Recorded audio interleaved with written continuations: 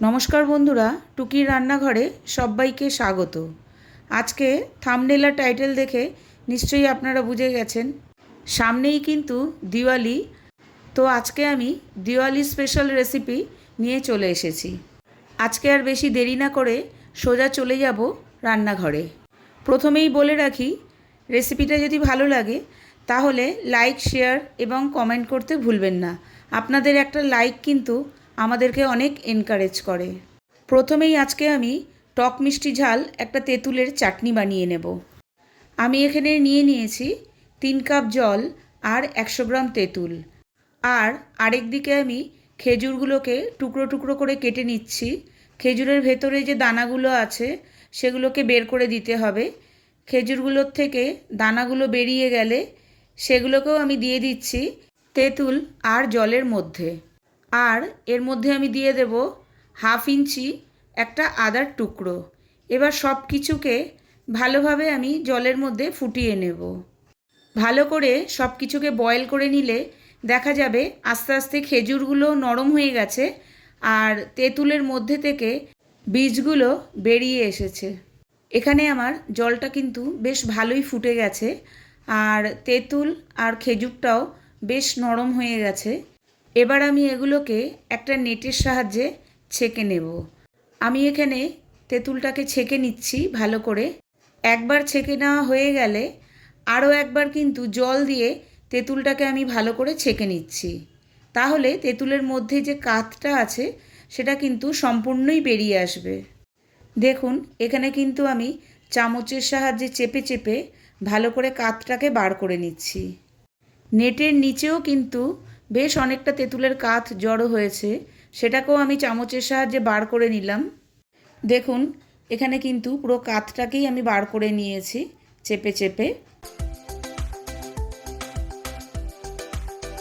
এরপর আমি একটা কড়াই নিয়ে নিচ্ছি আর কড়াইতে নিয়ে নিচ্ছি 1 টেবিল স্পুন সাদা তেল। সাদা তেলটা গরম হয়ে গেলে তাতে দিয়ে দিলাম 1/2 টিস্পুন জিরে আর 1/2 টিস্পুন হিং। ভাজার একটা সুন্দর গন্ধ বেরোলে তাতে আমি তেঁতুলের কাতটাকে পুরোটা দিয়ে দেব। এবার আমি তেঁতুলের কাতটাকে ভালো করে নেড়ে চেড়ে এর মধ্যে কিছু মশলা অ্যাড করব। প্রথমেই আমি দিয়ে দেব 1/2 টিস্পুন রক সল্ট, 1/2 টিস্পুন আমরা রোজ যে সল্ট ব্যবহার করি সেটা, আর দিয়ে দেব 1 টিস্পুন ভাজা মশলা, 1/2 টিস্পুন চিলি ফ্লেক্স, 1 কাপ চিনি, 1/2 টিস্পুন কাশ্মীরি লাল মির্চ আর 1/2 টিস্পুন গোলমরিচ পাউডার। চিনিটা আর নুনটা কিন্তু আপনারা আপনাদের স্বাদ অনুযায়ী দেবেন, কারণ তেঁতুল কিন্তু সব জায়গায় একই রকম হয় না। তেঁতুলের টক অনুযায়ী কিন্তু আমাদের চিনি আর নুনটা ব্যবহার করতে হবে। আর ঝালটাও কিন্তু আপনারা আপনাদের টেস্ট অনুযায়ী দেবেন। সব কিছুকে একসাথে ভালো করে মিশিয়ে দিয়ে আমি কিন্তু নুন, চিনি আর ঝালটা একটু টেস্ট করেও নিয়েছি। আজকে আমি মুগ ডাল দিয়ে কচুরি বানিয়ে নেব। তার জন্য এখানে আমি নিয়ে নিয়েছি 2 কাপ ভেজানো মুগের ডাল। মুগের ডালটাকে কিন্তু আমি 3 ঘন্টা ভিজিয়ে রেখেছিলাম। মুগের ডালটা সেদ্ধ করার জন্য নিয়ে নিয়েছি কড়াইতে খানিকটা জল আর তার মধ্যে দিয়ে দিচ্ছি 1/2 টিস্পুন নুন। মুগের ডালটা একটু সেদ্ধ করে নেব, কিন্তু এখানে কিন্তু পুরো একদম সেদ্ধ করব না, যাতে আঙুলের মাঝখানে রেখে চাপ দিলেই মুগ ডালটা ভেঙে যায়, কিন্তু একদম আবার গলেও যাবে না। ঠিক এই অবস্থায় কিন্তু মুগ ডালটা আমাদের নামিয়ে নিতে হবে। এদিকে কিন্তু টক ঝাল মিষ্টি তেঁতুলের চাটনি কিন্তু একদম রেডি। এবার এটাকে আমি এক জায়গায় রেখে দেব ঠান্ডা করার জন্য। আমার চ্যানেলের নতুন বন্ধু হয়ে থাকলে অবশ্যই চ্যানেলটিকে সাবস্ক্রাইব করার অনুরোধ রইল।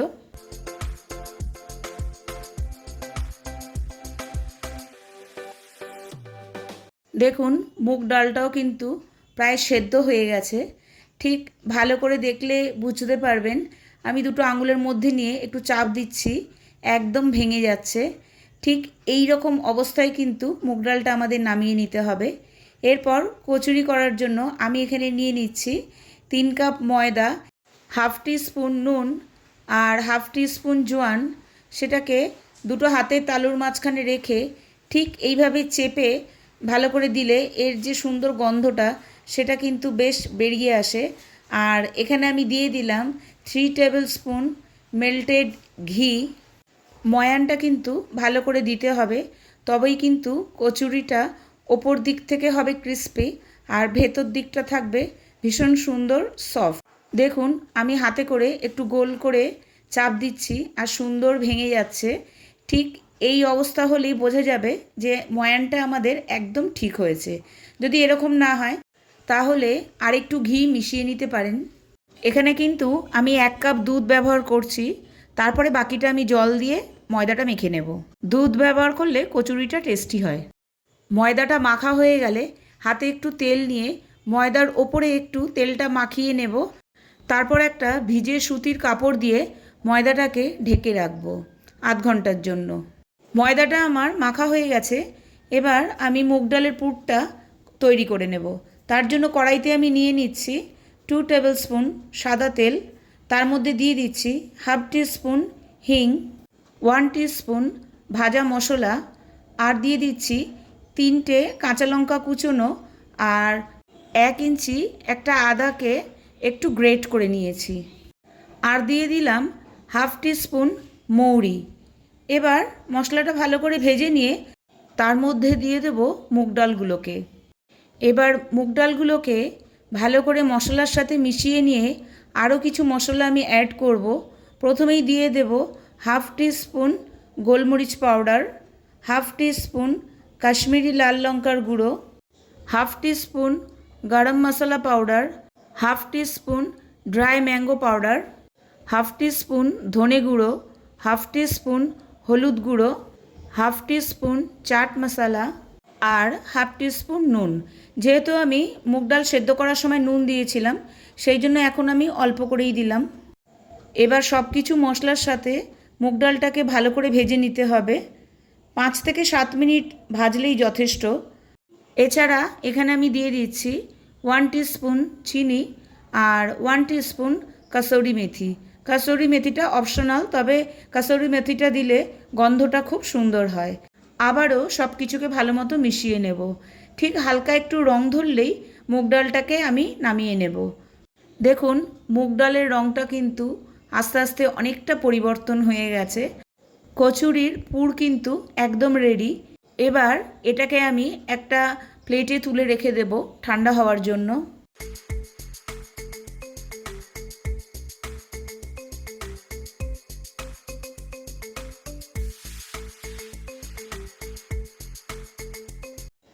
পুরটা ঠান্ডা হয়ে গেলে এগুলোকে ছোট ছোট বলের মতো করে তৈরি করে আমি রেখে দিচ্ছি, কারণ কচুরির মধ্যে যখন পুরটা ভরবো তখন সুবিধা হবে।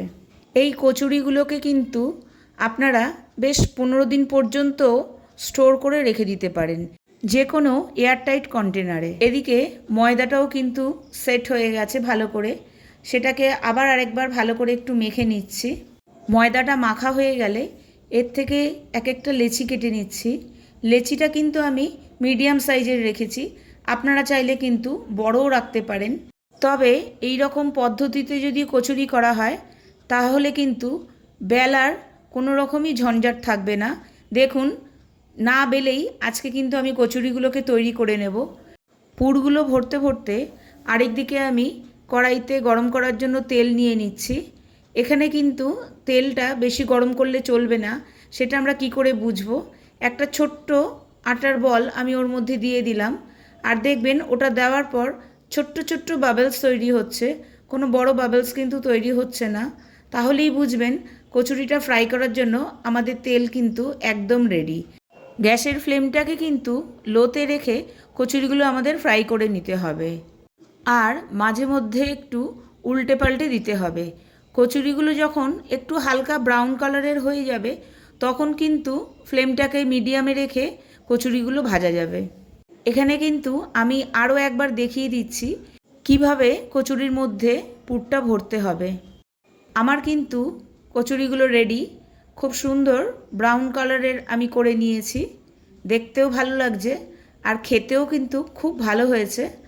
ওপরটা বেশ মুচমুচে আর ভেতরটা কিন্তু একদম সফট। আর এই কচুরিটাকে যদি কোনো তেঁতুলের চাটনি অথবা কোনো গ্রিন চাটনির সাথে সার্ভ করা হয় তাহলে কিন্তু এর স্বাদটা ডাবল হয়ে যাবে। অথবা এটাকে কিন্তু চাট হিসাবেও খাওয়া যেতে পারে।